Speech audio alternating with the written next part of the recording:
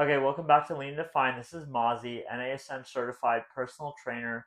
Welcome back. So the question is, should I do cardio? Which obviously the answer is yes, but I also have some tips that I jotted down. So it's kind of a trick question. So, what are some good reasons to do cardio? If you're just thinking about it, what are some good reasons to do cardio? I think cardio can be good, obviously, for the purpose of accelerating your fat loss. Cardio can be a great tool if you're trying to speed up the fat loss process because it's a great tool for burning calories. So that's one thing to keep in mind. It is often thought of mainly as a weight loss tool, but that is not the only reason to do cardio. Some other things would be maybe you want to increase your blood circulation, which you just want to get your blood flowing more for whatever reason. Doing cardio releases endorphins, and it's something that could encourage you to want to do it even more often. It is a good way to work on your athletic ability, depending on what you're doing. Maybe you're running, maybe you're swimming, maybe you're doing different other kinds of cardio or something like that. It can be a great way to work on your athletic performance, and it can also be a great way to kind of socialize. You could join a run club, you can take some kind of class or something like that. So that's one thing that also I think tends to distinguish cardio from weight training is it's more likely to be done like in a group setting or in a group kind of in a more of a group fashion in comparison. So one thing as far as the weight loss side goes is, will you overeat afterwards? That's like a common thing that happens with cardio is people do it, but then afterwards when they're done they end up eating more than they would otherwise. So that's one thing I think you could work on is that you manage your calorie intake after you're done doing the cardio. So let's say one thing you can do is that you can time your cardio before a major meal, maybe before breakfast or before lunch or before dinner.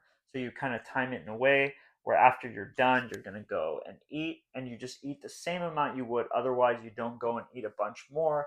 You don't go and double your portion size because you're like, I went for a run, I burned a bunch of calories, I can afford this, because you're actually trying to get into a deficit. So it's not about being able to afford it. You actually want to like really just try to be structured on these things.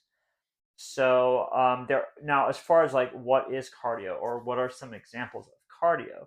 Cardio could be, you could go for a run, you can go on the treadmill at the gym, you can go on the elliptical, you can go for a swim, you could jump rope, you could let's see, you can do indoor cycling, you could take a cycling class, you can do outdoor cycling. There's so many different ways that cardio can be done. So just kind of it could even be a dance class. I mean, there's so many different ways to do it. I would suggest do one that you like more than the others. Like just if you jot down a list of the things I just mentioned and you just think like which one of those things appeals to you more than the others, you can use that as a way to kind of figure out which one you want to do, or maybe pick out a couple different options from that list of stuff that I mentioned.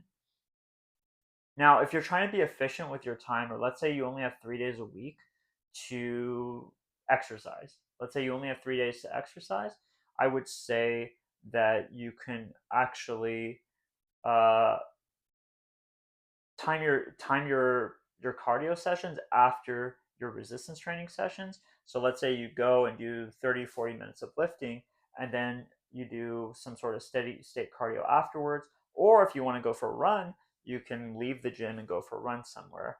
So you can kind of time them together. That way you're not spending more days necessarily exercising in order to incorporate cardio into your routine.